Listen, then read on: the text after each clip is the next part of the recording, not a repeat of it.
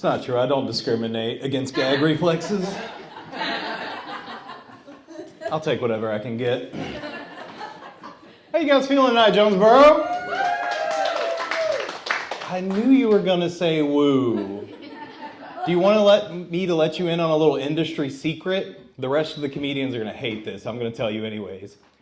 When you say woo, we just assume that means good because we're narcissists. We don't actually care. You could be doing terrible. We just want laughs. Yeah, all comedians are narcissists. All comedians need therapy. Recently, I was talking to my therapist, and I was like, I feel like I have a little imposter syndrome. And she said back, I feel the same way. What do you mean? But then she said, sir, can you please pull forward? Your McDoubles are ready at the next window. Yeah, that was a fat joke. If you can't see way in the back, I am fat. But, hear me out, I'm actually fatter than I look. I look like I hold up drive-through lines because I'm using the AC vents to cool off French fries. And I do. But I also am so fat that I know the entire Taco Bell menu by the price. Crunchwrap Supreme, $5.69, $6.22 after tax. This is serious stuff.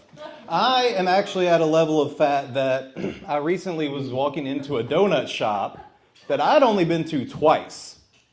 And I walk in, and the first thing I hear is, "He's here!" Okay, I'm just going to ignore that part. So I go up to the counter, and then a second guy comes from around the back, and he has a whole industrial tray full of donuts that aren't even on the menu. And he says, "Here you go." Like, what do you mean, here you go? You have a whole industrial tray that you expect me to eat? Box it up, of course. Box it up. It should have already been boxed up. Come on. No, I do like Jonesboro though. It's fun. This is cool. I've never done yoga in a studio. I've also never done comedy in a yoga studio. You guys probably could have guessed both of those. It's also only the second time that I've peed in a washer. I'm sorry about that. No, Jonesboro is cool. It's a lot different from Memphis. I left that out. I'm from Memphis.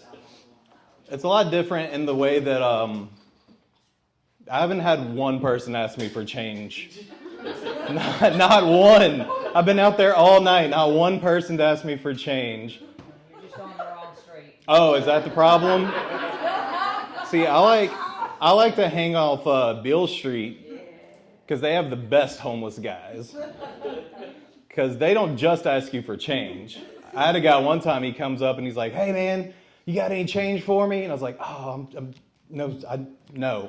And then he said, wait. Usually this is a one-step transaction. Do you have money? Fuck off. That's it. So he had me hooked. It's like, all right, what comes after the wait? Then he pulled out a fucking harmonica. Then he proceeded to play the worst harmonica ever played. And then he asked for a tip. Which I gave to him. No, I had to. That was so good. He performed for me. Terribly, but he performed. Usually, they're just mean. Like one time I had a guy who was like, homeless guy who was like, "Hey man, you look like meatloaf."